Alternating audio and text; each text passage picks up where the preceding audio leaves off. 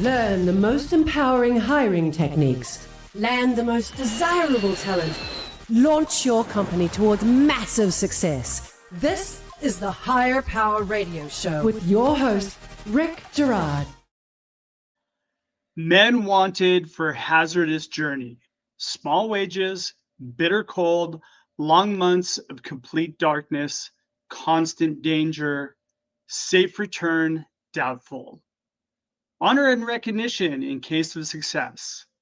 Now, this was the last great job description that was published, and it was written by Ernest Shackleton to recruit a crew for his Antarctic expedition in 1913. Now, guess what? It worked. He got exactly the kind of people he needed, brave, gritty, and fully aware of what they were walking themselves into. Now, fast forward to today. We've got AI, we've got LinkedIn, applicant tracking systems, and somehow job descriptions have gotten worse than that small little ad that was placed. Modern job descriptions are so sanitized, vague, compliance-ridden, and buzzword stuff that they don't attract anyone who is passively looking. And this is killing your ability to hire the strongest people to grow your business. I'm Rick Girard. Welcome to the Higher Power Radio Show. We help entrepreneurs and executives win the strongest people. We do so by sharing insights from top performing rebel entrepreneurs, game changers, and industry leaders. Now, I am a recovering headhunter who has successfully built and exited 2 search firms. I'm the founder of InterTrue, the creator of HireOS, which is a hiring operating system, and I'm the author of the best-selling book, Healing Career Wounds. And I am someone who's passionate about your company's growth. So today we're going to be rewriting the rules of the job description and talk about how to leverage AI to maximize your people ROI. So as always, it's a problem solution show. I like to jump right into the problem. Now, I talk to a lot of candidates and a lot of people who are looking for opportunity because I'm still an active search expert. And I'm hiring quite a few people for my company. So I want to talk to you about kind of 2 things. One, candidates complain about job descriptions all the time. And there's 4 things that I want to share with you that they complain about almost every job description. I think we all know this, but I think it's really important that we hit these 4 points and we really delve into how to fix them, because every job description that I see out there pops up the same content over and over and over again. It's just another iteration of the same job description that went out in 1983. All right, so let's talk about the 4 things. First, number 1, they're too vague and generic. Now, what does this even mean is what you get from most job descriptions. So you're getting buzzwords like we're looking for a rock star developer, a team player, or somebody who can work in a fast-paced environment. These phrases say nothing about the actual work that they're going to be doing or what success looks like, right? So again, super common, now not helpful in any sort of way. Number 2, they're too company-centric. Every job description that I see is all about what's in it for me. It even starts out about us, right? It doesn't identify anything to do with the ideal candidate. Keep in mind that a job description is supposed to be an attraction magnet, not a repel magnet, but it's been turned into a compliance mechanism, and it's all about you. It never answers the question of what's in it for me. So job descriptions read like internal HR documents. They're not candidate-facing communication by any means. They focus on what the company wants, not what the candidate will gain, solve, or impact the business. So vague and generic, too company-centric. Number 3, they read like a laundry list of unrealistic requirements. There's a lot of effort that's going into getting people to apply to jobs. And if people don't meet it 100%, they don't apply, right? So we've got this wish list that have overlaid qualifications that discourage great talent especially from unrepresented groups, from applying, even if they are a strong fit, because they don't meet 100% of the laundry list of unrealistic requirements. See this quite often where you're looking for somebody who is trying to blend together two roles into one role, right? We need a marketer who does growth marketing and also lead generation, or a branding or something like that, right? Where they're trying to blend in two different things.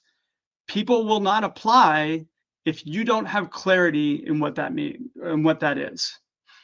And then finally, number 4, there's no clarity on the impact or the purpose. Like, what is the problem that they're going to be solving? High performers want to know how to win, and that how they're going to be measured, right? So they want to know how their work is going to matter. If that's missing, they assume the job description is just another role that was copy and pasted over, and essentially they're not going to apply. If you're not a name brand company and they haven't heard of you, which 99.9% of the companies that are hiring right now today are, they're not going to apply. So you've just repelled really good people. So I'm going to go through the 4 things again. Vague and generic, too company-centric, they're a laundry list of unrealistic requirements, and they provide no clarity on impact or purpose. The biggest reason why job descriptions are ineffective is they fail to speak to the right person, because they're written to please internal stakeholders, not to attract the ideal candidate. So again, they're often built for compliance, not communication.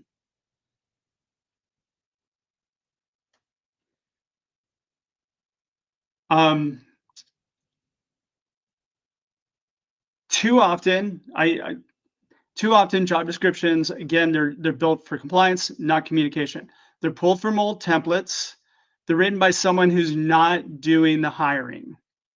They're stuffed with legalese and irrelevant jargon, and they're actually designed so you don't get sued.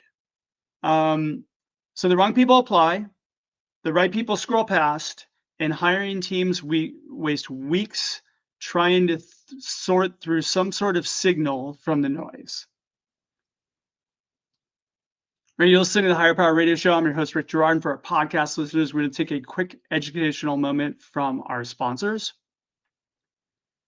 All right, we're talking about how to fix job descriptions and how to attract the strongest people for your business.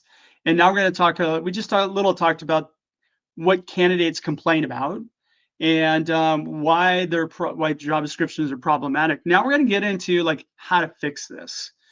So I'm going to give you 5 steps on how to actually build effective job descriptions, and then how to leverage AI to do this. I will disclose that we actually have a tool, which you heard in the break. It's an InterTrue AI job description builder. And we build all this kind of what we're talking about into our system.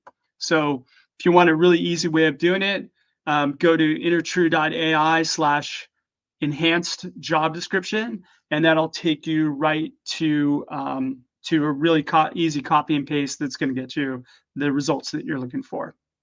So how do we solve the problem? First and foremost, know your ideal candidate profile. When you're putting job descriptions out to the marketplace, it's a marketing activity, and you need to know your ICP.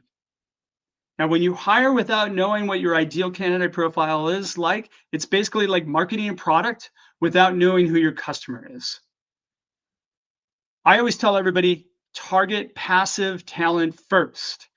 You really want to catch that person who has come home at the end of the day. They're not really quite getting out of their career what they really want. And, they hop on one of the job boards, LinkedIn, somewhere, and they just kind of view what jobs are out there to see if there's anything better. That is the person that you want to talk to, right? You want to target people who are currently working. Active candidates will come. You're not going to screen out active job seekers by writing a job description for a passive job seeker. I do want that to sink in, right? So here's the key thing. You need to demonstrate that first paragraph that you understand, that you know what that person is not getting from their current role. You need to speak to the person. What's in it for me? So you got to flip the script and write the job description in a way that speaks directly to that candidate, not about what you need, but about what it is that they desire. And you want to always tie it to their specific career wounds.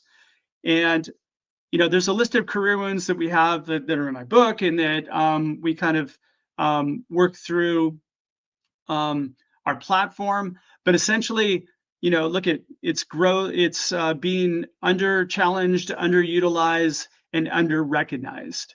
So those three things you can kind of key in on, and there's some form of that has motivated somebody to flip on their computer and look at new opportunities. And then finally, you want to focus on the growth or transformation that they'll go through in your business. All right. So first thing, know your ICP. Second, clear performance metrics. 30, 60, 90-day accountability metrics is what you want to build into your job description. Virtually no job descriptions that I've seen out there other than ours are able to actually build performance metrics. So you always hear the term hire slow, fire fast. Never happens. Everybody hires fast, fires slow. And you end up wasting a lot more time on somebody trying to come up to speed. If you build in 30, 60, 90-day performance metrics as an accountability mechanism, these are going to naturally filter out low performers, and it's going to let candidates self-select based on their ability to perform, not just apply. Now, this will enable people, like when they look at in the first 30 days, I need to be able to accomplish this, that, and the other thing, right? So I'll give you an example. Within 30 days, you've completed onboarding, you've shadowed 5 client calls, and you've delivered your first project to review for the VP, right? You've got a clear, concise 30-day goal that they have to deliver on. Now we've taken them out of the wish list of buzzwords, and we've put a real achievable goal. Now, again, there's going to be a lot of people that are not going to resonate with that. Oh, that sounds too hard. That's perfect. We don't want them anyway. Let's just be honest, right? High-performing candidates aren't scared of expectations. They're scared of uncertainty. And when you put expectations into a job description, again, it's a self-selection mechanism. It's not getting people to not apply based on the fact that they don't meet 100% of the requirements. It's getting them to not apply because their capacity to do the job is not there. So here's the thing. There's a lot of free job description generators that are out there that can't build this content for you. So you're either going to have to sit down and do it yourself with your hiring managers, but you need 2 to 3 30, 60, 90-day performance metrics by which they're going to be held accountable, and use that as your management tool once you onboard them. Number 3, you're going to anchor it all in your core values. Now, anybody who runs on EOS or any other business operating system, or if you're a mission, vision, value-driven company, you're going to, you've already got this language in your website, you've got this language and you use it throughout your company. Now we need to build it in the job description. Culture fit isn't a vibe. It's actually behaviors that are in action, right? Your company's core values should frame the story of the role, of the opportunity. This builds alignment from day one. Again, Like, you want the right people who align with those core values to lean in, and you want people who don't align with those core values to vow out. I mean, so when core values are embedded in the job description, they act as a competitive advantage because they filter in candidates who resonate with your mission, your vision, and your values. Now, I'll give you an example of this. One of our clients did this. We believe in radical ownership. You'll thrive here if you're the kind of person who takes initiative, owns outcomes, and raises your hand when something isn't right. There's a clear expectation. This is how we work. And again, if somebody isn't the type of person who's going to raise their hand when something isn't right, they're just going to kind of sit back and wait for marching orders. They're not going to do well in your environment, but they're going to know, well, this probably isn't the right opportunity for me.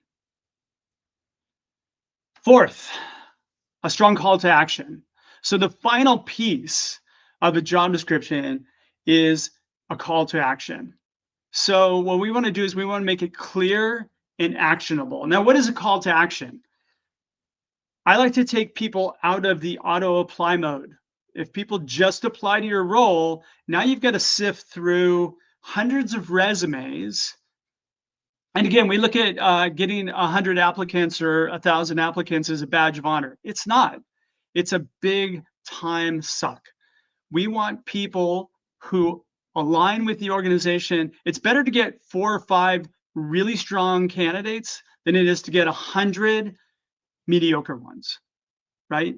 If we get 4 or 5 people who actually apply to the call to action the proper way, now we have a situation where our time our time value is maximized in only talking to people who are going to have a reasonably strong chance of being hired within the organization. And they're going to see value in the impact that our organization brings to their career. So whatever you do, don't end a job description with, please submit your resume here, or use auto AI to submit your resume. Instead, create a call to action. So this could be as simple as, hey, if this seems like your type of opportunity, or if this seems like a business that you would thrive in, right?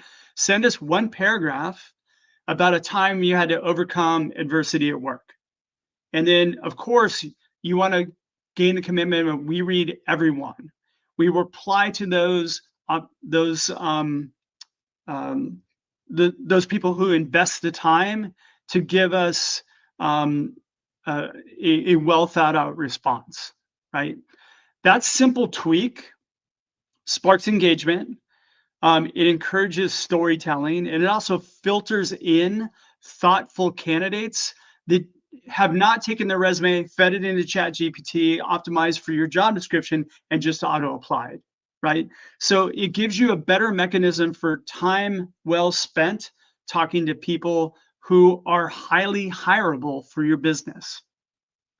I want to say it again. The biggest reason job descriptions don't work is they're written to protect the company when they should be written to connect with the candidate.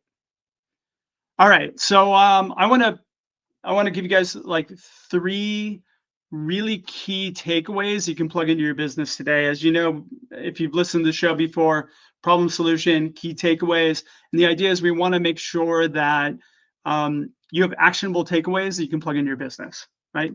So number 1, stop writing job descriptions from the company's perspective. So flip the perspective. Start writing job descriptions that talk to the ideal candidate that you want to hire, and hit them in the heart right off the bat.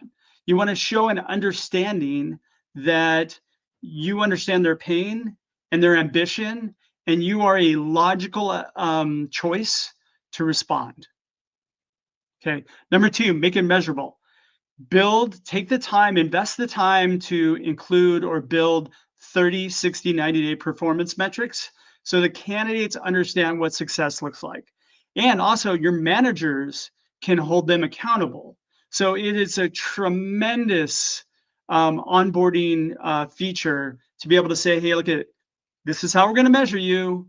And if at 30 days you're not able to do this, we can cut bait and move on. And you can go find something, you can graduate to something that is more in alignment for what you're looking to do. But again, ideally, when people have those performance metrics, they're going to hit them out of the park. So this is something our job description builder does for you based on the job description. And we've developed a really advanced algorithm that helps to kind of create realistic goals. And then number 3, lead with values, right? Infuse your core values into the job description. When you talk about the company, you want to actually infuse your core values by creating alignment, accountability, and trust before the first interview ever happens. So with that, those are the 3 things that I want you guys to take away. If you have any questions, please reach out to me. So I want to thank you for tuning this week's episode of Higher Power Radio. Quick, huge thanks to our team, Brian Colburn, Andrea Ballin, and Rick Girard. Please subscribe, review, and share the podcast if you're listening. We welcome your feedback after all this show is for you. You can check us out further at Hire. It's HIRE, Power, POWER, radio, RADIO.com, or you can drop me an email at rick@intratrude.ai. I'm your host, Rick Girard, and you have been listening to the Higher Power Radio Show. Aloha. Thank you for listening to Higher Power Radio. Catch our LinkedIn Live show every Tuesday at noon, or download the podcast on iHeartRadio, iTunes, YouTube, or your favorite podcast platform. We appreciate you joining us on Higher Power Radio with your guide to hiring success, Rick Girard.